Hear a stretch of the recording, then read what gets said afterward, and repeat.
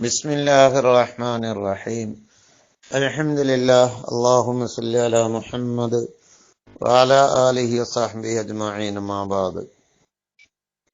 നജസിനെ വൃത്തിയാക്കുന്ന 3 വിധം നജസുകളെ സംബന്ധിച്ച് നമ്മൾ മുമ്പ് ചർച്ച ചെയ്തിരുന്നു. ഗൗരവമുള്ള നജസ്, ലഘുവായ നജസ്, മധ്യനിലവാരമുള്ള നജസ്. ഇങ്ങനെ 3 ഇനം നജസുണ്ട്. മുഗല്ലദ് ഗൗരവമുള്ളത്, മായപ്പന്നി തൊട്ടാലുള്ള നജസ്, നനവോടുകൂടെ തൊട്ടാല്. അപ്പൊ എങ്ങനെ വൃത്തിയാക്കണം? 7 തവണ അതിൽ വെള്ളം ഒഴിച്ച് അതിന്റെ രുചി, നിറം, വാസനയൊക്കെ ഉണ്ടെങ്കിൽ അത് പോയിക്കിയതിനു ശേഷം 7 തവണ വെള്ളം ഒഴിക്കുകയും അതിൽ 1 തവണ മണ്ണുകൊണ്ടാവുകയും ചെയ്യണം. മണ്ണുകൊണ്ടുള്ളത് ആദ്യ ഭാഗത്ത് തന്നെ ആക്കിയാലും കുഴപ്പമൊന്നുമില്ല. പക്ഷെ അതിന്റെ മൂത്രം കാഷ്ടൊക്കെ ആണെങ്കിൽ പ്രത്യേകിച്ച് അതിന്റെ തടി അവിടെ ഉണ്ടെങ്കിൽ ആ തടി ആദ്യം രുചി, നിറം, വാസന പോകുന്നത് വരെ വൃത്തിയാക്കിയതിനു ശേഷം മണ്ണ് കലക്കി പാരുകയും പിന്നീട് 6 തവണ വെള്ളം കൊണ്ട് കഴുകുകയും ചെയ്യണം. ഇത് നമ്മൾ നേരത്തെ പറഞ്ഞതാണ്, ഇനി കൂടുതൽ പറയുന്നില്ല. നേരത്തെ പറഞ്ഞതാണ്, ക്ലാസ് കഴിഞ്ഞതാ. അത് ഗൗരവമുള്ള നജസ്. മറ്റൊന്ന് ലഘുവായ നജസ്. ലഘുവായ നജസ് മൂത്രം പോലെ. ആരുടെ മൂത്രം? ചെറിയ പാലല്ലാതെ ഭക്ഷിക്കാത്ത 2 വയസ്സ് തികയാത്ത ചെറിയ ആൺകുട്ടികളുടെ മൂത്രം. അത് വൃത്തിയാക്കുന്ന രൂപം ഞാൻ നേരത്തെ പറഞ്ഞതാണ്. എങ്ങനെയാണ് വൃത്തിയാക്കേണ്ടത്? തുണിയിൽ മൂത്രം ഒഴിച്ച് ചെറിയ കുട്ടി, പാലല്ലാത്ത ഭക്ഷിക്കാത്ത ആൺകുട്ടി. അപ്പോൾ ആ മൂത്രത്തിന് പീഞ്ഞ് വെള്ളം, ഉറ്റുന്ന മൂത്രമുണ്ടെങ്കിൽ അത് പീഞ്ഞ് നല്ല പീയുക. അതിനുശേഷം അതിന്റെ മുകളിലൂടെ അല്പം വെള്ളം ഒഴിച്ചു കൊടുക്കുക. എല്ലായിടത്തും എത്തുന്ന നിലക്ക് ഒഴിക്കുക. അത്ര മതി. അപ്പൊ വൃത്തിയായി. 1 വട്ടം ഒഴിച്ചാൽ തന്നെ വൃത്തിയായി. കൂടുതൽ ഒഴിക്കണോ വെച്ചോളൂ. അല്ലാതെ രുചി, നിറം, വാസനൊക്കെ പോകുന്നുണ്ടോ എന്നൊന്നും നോക്കേണ്ട ആവശ്യമില്ല എന്നർത്ഥം. വെള്ളം ഒഴിച്ചാൽ മതി. അതിനാ ഉറ്റുന്ന മൂത്രം ഉണ്ടെങ്കിൽ അത് പിഴിഞ്ഞു കളഞ്ഞതിന് ശേഷം, ഇനി നിലത്താണെങ്കിൽ ഉറ്റുന്ന മൂത്രം ഉണ്ടെങ്കിൽ അതിന് തുടച്ച് ഒഴിവാക്കിയിട്ട് അവിടെ വെള്ളം ഒഴിച്ച് 1 വട്ടം വെള്ളം ഒഴിച്ചാൽ വൃത്തിയായി.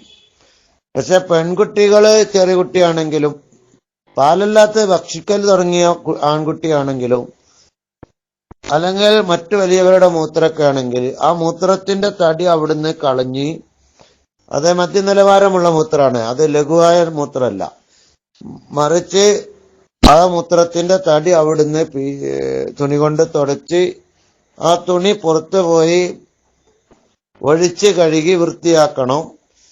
അതിനുശേഷം രുചി, നിറം, വാസന പോകുന്നത് വരെ കഴുകേണ്ടതാണ്. സാധാ മൂത്രങ്ങളൊക്കെ ആണെങ്കിൽ, പെൺകുട്ടിയുടെ മൂത്രമാണെങ്കിലും, ചെറിയ ആൺകുട്ടിയുടെ തന്നെ ഭക്ഷണങ്ങൾ പലതും കഴിക്കുന്ന കുട്ടിയുടേതാണെങ്കിലും, അല്ലെങ്കിൽ വലിയ ആളുകളുടേതാണെങ്കിലും, അല്ല മറ്റു നജസുകളൊക്കെ ആണെങ്കിൽ രുചി, നിറം, വാസന പോകുന്നത് വരെ കഴുകേണ്ടതാണ്. പിന്നെ അതിന്റെ ചെറിയ വിശദീകരണം ഉണ്ട്. പ്രയാസമാണെങ്കിൽ രുചി അല്ലെങ്കിൽ നിറം, വാസനയൊക്കെ പ്രയാസമാണെങ്കിൽ, ഏതെങ്കിലും ഒന്നൊക്കെ അവിടെ പ്രയാസമാണെങ്കിൽ മറ്റു 2 പോക്കിയാൽ മതി എന്നൊരു വിശദീകരണം മുമ്പ് പറഞ്ഞതായിരുന്നു. നമ്മളിപ്പോൾ ഞാൻ പറയാൻ ഉദ്ദേശിക്കുന്നതല്ല. ഞാൻ പറയാൻ ഉദ്ദേശിക്കുന്ന നജസുകൾ, സാധാ നജസുകൾ ഏതൊക്കെയാണ്?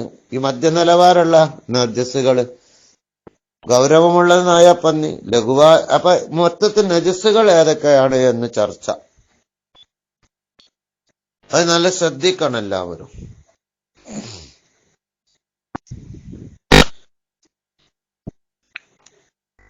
നിർജീവ വസ്തുക്കൾ, ജീവനില്ലാത്ത വസ്തുക്കളിൽപ്പെട്ട നജസുകൾ. ഒന്ന്, മസ്താക്കുന്ന ദ്രാവകം.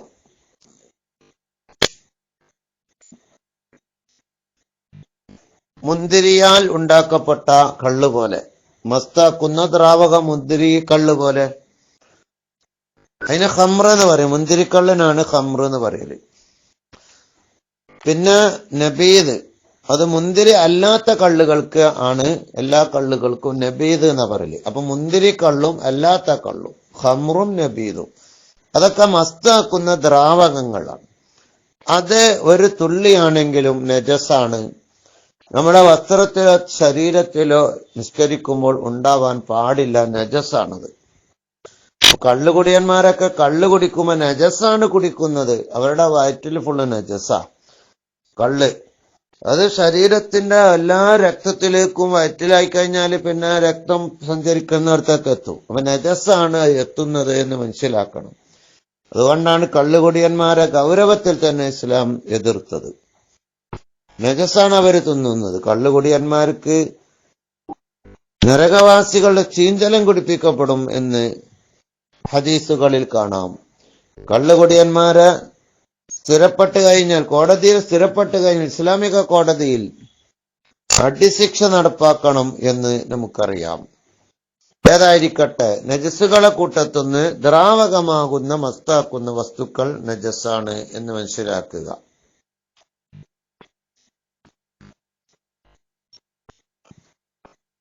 അപ്പൊ ഇനി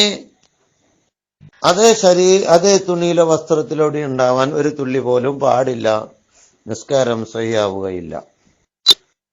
എന്നാൽ മസ്താക്കുന്ന നിലക്ക് ഉപയോഗിക്കാൻ പാടില്ലാത്ത ഒന്നാണ് ദ്രാവകമല്ലാത്ത ലഹരി പദാർത്ഥങ്ങൾ. ദ്രാവക അല്ല, കഞ്ചാവ് പോലെ ദ്രാവകമല്ല, വെള്ളമല്ല എന്നർത്ഥം.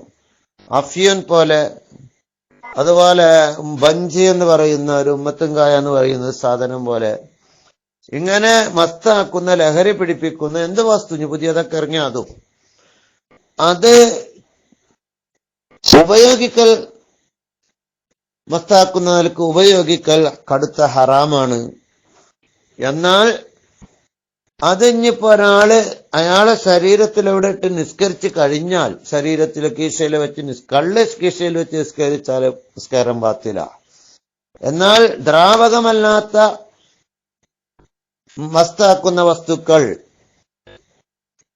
ഒരാളെ ശരീരത്തിൽ വെച്ച് നിസ്കരിച്ചു കഴിഞ്ഞാൽ നിസ്കാരം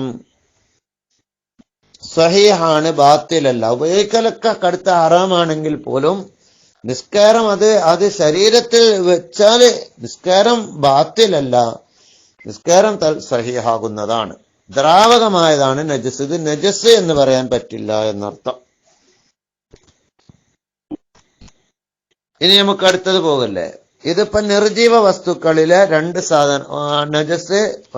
എന്താണ്? നിർജീവ വസ്തുക്കളിലെ നജസ്സാണ് നമ്മളിപ്പോൾ പറഞ്ഞത്.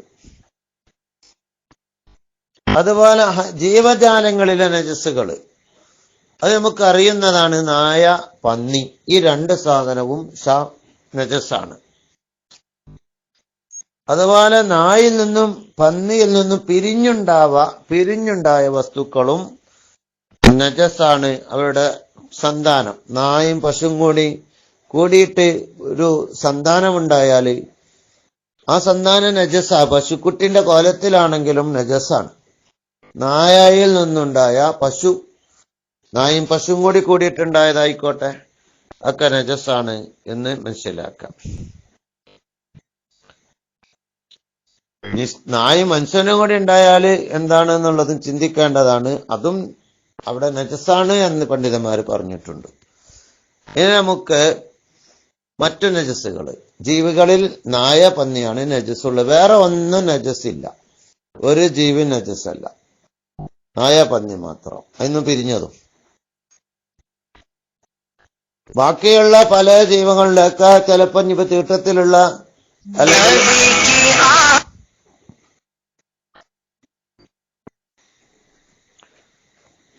ഇൻഷാ അല്ലാഹ് ഇനി ബാക്കിയുള്ള നജസ്സുകള് ഇനങ്ങളെ നമുക്ക് സംസാരിക്കാം. ഇപ്പൊ പറഞ്ഞത് നായ, പന്നി, അതിനു മുമ്പ് പറഞ്ഞത് ദ്രാവകമാകുന്ന മദ്യം.